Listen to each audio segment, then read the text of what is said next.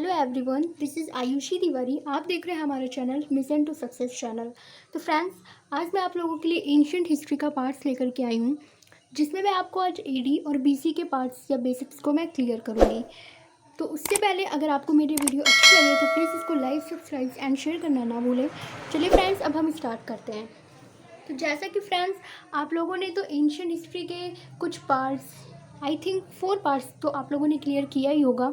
आज ये 5th part होने जा रहा है। तो मैंने सोचा कि पहले एडी या बीसी के मेन जो कॉन्सेप्ट्स हैं उसको मैं क्लियर कर दूं, क्योंकि एडी बीसी तो हर कोई जानता है, आप भी जानते होंगे, लेकिन इसका यूज़ कहाँ कैसे होता है ये शायद बहुत कम ही लोग समझते होंगे।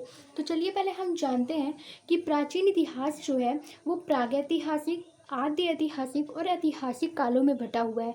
फ्रेंड्स, अगर मैं आपको बताऊं प्रागैतिहासिक, फ्रेंड्स प्रागैतिहासिक वो काल होता है जिनमें हमें कोई भी चीज़ें लिखित नहीं प्राप्त हुई, सिर्फ और सिर्फ हमको उन्हें उनके अवशेष ही मिले थे, उन्हें हम प्रागैतिहासिक कहते हैं। और फिर आती है बात आद्य ऐतिहासिक की। तो आद्य ऐतिहासिक ऐसा काल होता है प्राचीन इतिहास का फ्रेंड्स, जिसमें हमको लिखित चीज़ें भी प्राप्त होती हैं और उनके अवशेष भी प्राप्त होते हैं, लेकिन लिखित चीज़ों को पढ़ा नहीं जा सकता। फिर तीसरे नंबर पर बात आती है ऐतिहासिक काल की।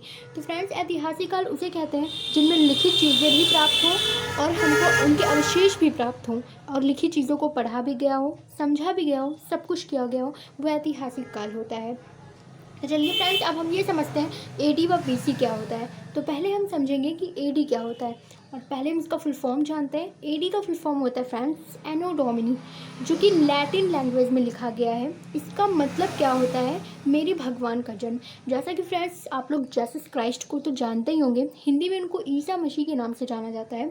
25 दिसंबर को जीसस क्राइस्ट का बर्थडे होता है, जिसके उपलक्ष्य में हम लोग क्रिसमस डे सेलिब्रेट करते हैं। तो क्या हुआ फ्रेंड्स कि उन्हीं के जन्म से ये एडी और बीसी सब रिलेटेड है। अगर हम बीसी की बात करते हैं तो वो बिफोर क्राइस्ट होता है, यानी कि जीसस क्राइस्ट के बर्थ के पहले, और एडी क्या होता है कि जीसस क्राइस्ट के बर्थ के बाद। तो एडी का मतलब होता है कि मेरे भगवान का जन्म, क्योंकि जो ईसाई लोग होते थे वो लोग जीसस क्राइस्ट को अपना भगवान समझते थे, उनको अपना गॉड मानते थे। तो ये जो एडी है इसका फुल फॉर्म होता है एनो डोमिनी, इसका मीन्स होता है मेरे भगवान का जन्म, और इसे ईस्वी कहा जाता है। तो बात, और इसमें एक कॉमन फैक्ट्स है सीई का फुल फॉर्म होता है कॉमन एरा। ये कॉमन एडी को हम पहले कॉमन एरा के नाम से भी जानते थे, लेकिन इसमें क्या है कि जो लोग ईसाई धर्म में बिलीव नहीं करते हैं उनको हम सीई भी कह सकते हैं, यानी कि कॉमन एरा भी कह सकते हैं एडी की जगह पर। अब चलिए फ्रेंड्स, हम समझते हैं बीसी क्या है। बीसी का मतलब होता है बिफोर क्राइस्ट। एडी का फुल फॉर्म एनो डोमिनी और बीसी का मतलब होता है बिफोर क्राइस्ट। तो फ्रेंड्स, एडी का फुल फॉर्म होता है एनो डोमिनी एंड बीसी का फुल फॉर्म होता है बिफोर क्राइस्ट, यानी कि ईसा मसीह के जन्म से पहले, और इसको हम ईसा पूर्व कहते हैं। तो चलिए फ्रेंड्स, अब हम समझते हैं एडी बीसी आखिर होता क्या है, इसका यूज़ कहाँ पे होता है। तो फ्रेंड्स, मैथ्स के स्टूडेंट्स ने तो इंटीजर्स तो पढ़ा ही होगा, जिनको हिंदी में हम पूर्णांक कहते हैं, और बायो के स्टूडेंट्स ने तो नहीं पढ़ा होगा। तो जो पढ़े हैं फिर भी, और जो नहीं पढ़े हैं फिर भी, वो इन बातों को आज क्लियर कर लेंगे। तो फ्रेंड्स, जैसा कि होता है मैथ्स में इंटीजर्स में क्या होता है कि बीच में जीरो होता है, और इस साइड में यानी कि हमारे लेफ़्ट साइड में माइनस का सिंबल होता है, और हमारे राइट साइड में प्लस का सिंबल होता है। तो फ्रेंड्स, पॉजिटिव चीज़ें जितनी ज़्यादा बड़ी होती हैं उनको तो बड़ा माना ही जाता है, लेकिन नेगेटिव चीज़ों में जो चीज़ें सबसे ज़्यादा छोटी होती हैं वो सबसे बड़ी होती हैं। ये तो आपको पता ही होगा। इंटीजर्स में कहीं कहीं ये देखा जाता है, जैसे कि कल ही मैंने आपको पॉलिटी के पार्ट्स में बताया था कि जो अलेक्जेंडर सिकंदर था उसने भारत पर आक्रमण 326 ईसा पूर्व में किया था, और उसकी मृत्यु 323 ईसा पूर्व में हुई थी। तो आप समझ सकते हैं कि अगर वो 26 में आक्रमण करेगा और 23 में मरेगा, वो तो पीछे चला गया। लेकिन नहीं फ्रेंड्स, वो तो बीसी हुआ ना, ईसा पूर्व मैंने बोला, ना कि ईस्वी।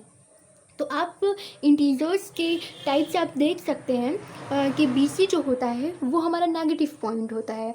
तो हम उसको नेगेटिव पॉइंट्स में समझ सकते हैं कि जो चीज़ें जितनी छोटी होती हैं वो उतनी ही बड़ी होती हैं, और जो जितनी बड़ी वो उतनी ही छोटी।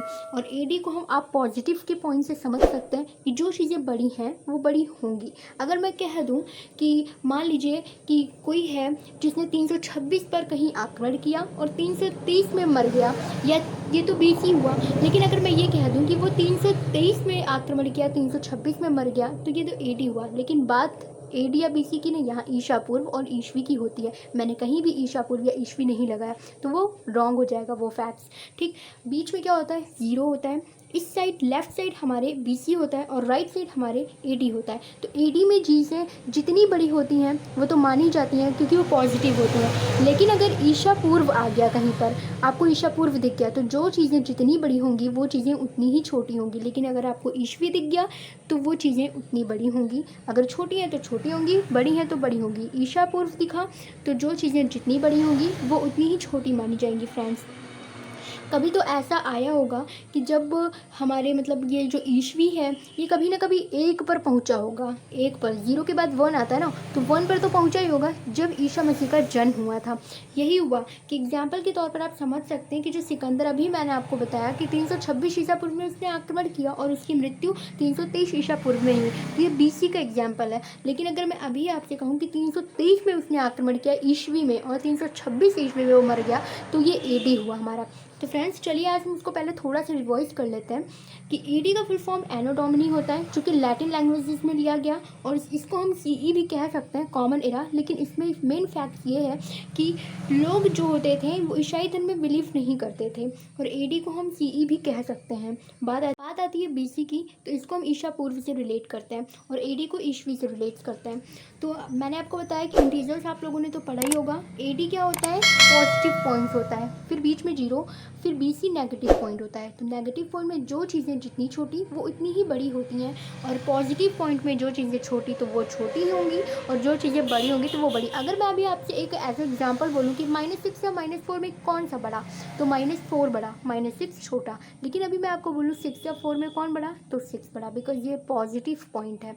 तो यही AD और BC में फ़र्क होता है। कहीं आप देखेंगे कि BC जो होता है उसमें ईशा पूर्व लिखा होता है कि बड़ी संख्या पहले लिखी होती है और छोटी संख्या बाद में, लेकिन वो ईशा पूर्व है, नेगेटिव पॉइंट आप मान सकते हैं ऐसा, तो वो BC हुआ। और AD में तो ईस्वी लिखा होता है, वहाँ पे चीज़ें इक्वल होती हैं, कि जो चीज़ें बड़ी होंगी वो बड़ी और जो चीज़ें छोटी होंगी वो छोटी। तो आई थिंक फ्रेंड्स आप लोगों ने AD और BC का मतलब तो समझ लिया होगा, और आप लोगों को शायद क्लियर भी हो गया होगा।